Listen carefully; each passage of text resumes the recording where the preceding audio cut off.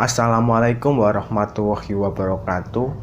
Bismillahirrahmanirrahim. Kanthi nyebut asmane Gusti Kang Maha Welas lan Maha Asih, Gusti Kang Akarya Jagat, Gusti ingkang Maha Kuwasa. Di sini kita akan mencoba membahas mengenai laku prihatin atau laku tirakat. Bahwa laku tirakat itu memiliki berbagai tingkatan.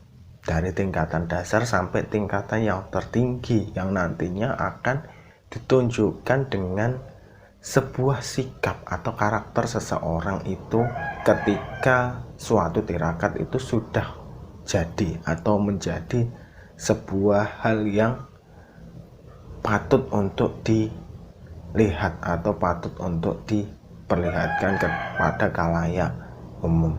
Laku tirakat yang pertama itu dimulai dari niat, teman-teman. Bahwa tidak ada orang yang berhasil melakukan suatu tujuan tanpa suatu niat yang jelas. Jika niat itu sudah menjadi dasar, sudah menjadi suatu pondasi di dalam suatu tirakat, maka orang tersebut sebesar apapun godaan yang akan datang, sebesar apapun nanti ujian yang menimpa ketika melakukan suatu tirakat, maka orang itu akan menjadi orang yang kuat. Karena dasar dari niat yang dimiliki di dalam hati itu sudah tertanam dan tertata. Jadi niat itu adalah menjadi suatu pondasi yang sangat penting dan sangat-sangat diperlukan. Setelah niat itu sudah terbentuk, setelah niat itu sudah tertata, maka selanjutnya adalah proses melakukan tirakat. Tirakat apa yang teman-teman ingin capai, ingin peroleh atau ingin teman-teman lakukan? Ini ada berbagai macam laku tirakat. Ada laku tirakat yang mereka cenderung menyepi. Ada laku tirakat yang cenderung membaca wirid. Ada laku tirakat yang cenderung sowan kepada kiai-kiai atau para guru. Ada laku tirakat yang cenderung mereka mengekang nafsu seperti berpuasa. Ada laku tirakat yang mereka melakukan ibadah-ibadah sunnah dan lain sebagainya. Ini tergantung teman-teman semua, tapi pada umumnya setiap laku tirakat itu dibarengi dengan berpuasa. Pada umumnya seperti itu. Yang pertama, tingkatan yang pertama yang akan dilakukan oleh orang yang sedang bertirakat adalah proses pembersihan hati. Kita tahu bahwa setiap orang memiliki lingkungan sosial yang sangat kompleks. Ada yang buruk dan ada yang baik. Dan proses pembersihan hati inilah yang membentuk manusia itu menjadi pribadi yang lebih baik nantinya. Dari sifat yang sombong, angkuh, dengki itu akan cenderung bisa dilerem atau bisa dikendalikan. Ketika orang itu bertabiat buruk, sering ngomelin orang, sering gibah orang, kalau hatinya sudah ditata, dibersihkan, hal pertama yang akan dia lakukan, hal yang pertama yang akan dia dapatkan adalah minimal dia tidak mengucapkan, walaupun di hatinya masih gerumel atau grundel atau masih ngoceh di dalam hatinya. Itu hal yang pertama yang akan didapatkan adalah menahan diri dari kekotoran hati itu sendiri. Yang kedua adalah merasa bahwa diri ini harus berbakti pada lingkungan, harus berdharma untuk sesamanya. Berdharma lewat apa? Lewat doa bisa, lewat tenaga bisa, lewat pikiran bisa, dan lewat harta bisa.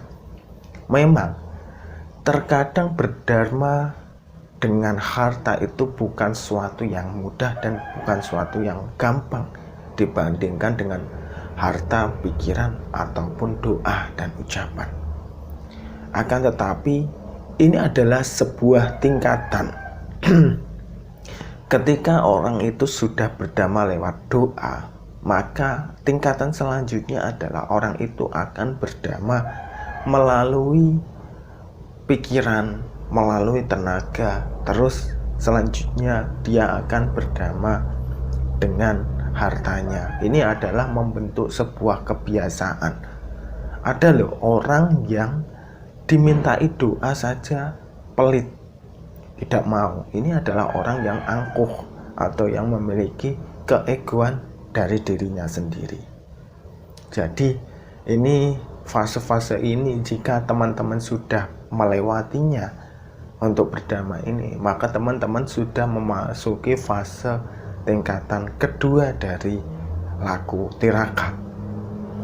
Fase selanjutnya, fase ketiga, itu teman-teman akan memulai untuk hidup dengan sabar dan ikhlas. Sabar untuk apa? Sabar untuk menghadapi suatu ujian atau cobaan. Dan ikhlas untuk apa? Ikhlas untuk menerima apa yang Tuhan takdirkan kepada kita. Sabar dan ikhlas memang kelihatannya sepele, tapi ujiannya nanti itu bukan ujian yang sembarangan. Hanya orang-orang tertentu, hanya orang-orang yang mampu dan sudah semeleh atau sudah menata hatinya secara konkret.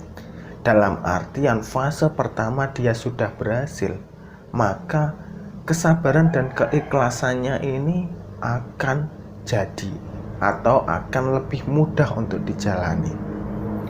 Karena memang tadi itu memiliki tingkatan yang bertingkat, dari pensucian hati atau pembersihan hati, kemudian berdharma untuk sesama, maka selanjutnya adalah bersabar dan ikhlas. Ada orang mencemooh, dia sabar, dia ikhlas. Ada orang yang menzalimi, dia sabar, dia ikhlas.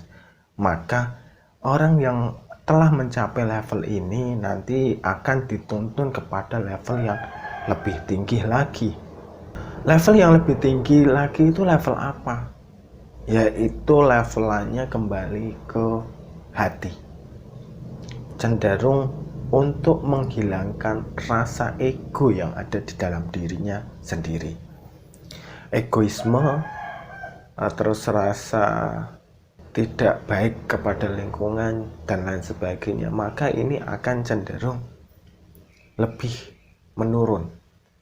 Dia yang tadinya itu berpikir untuk diri sendiri, maka di level ini, di level ego, dia akan menurunkan egonya dan dia akan cenderung berpikir untuk lingkungan, berpikir untuk orang-orang yang ada di sekitarnya. Nantinya yang akan timbul adalah rasa tidak tega atau rasa welas asih dari orang yang melakukan tirakat tersebut. Setelah level ego ini sudah terlewati, dia sudah tidak memiliki rasa ego, maka level yang selanjutnya adalah level syukur. Dalam artian orang yang mengalami fase di level syukur ini akan cenderung lebih mendekat kepada Tuhannya. Apa yang didapatkannya, entah sedikit, entah banyak, entah baik, entah buruk, dia sudah memahami makna dari pemberian Tuhan. Dan dia cenderung lebih bersyukur berapapun yang dia dapatkan, apapun yang dia terima, dia akan lebih bersyukur. Oke, seperti itu. Semoga bermanfaat. Dan wassalamualaikum warahmatullahi wabarakatuh.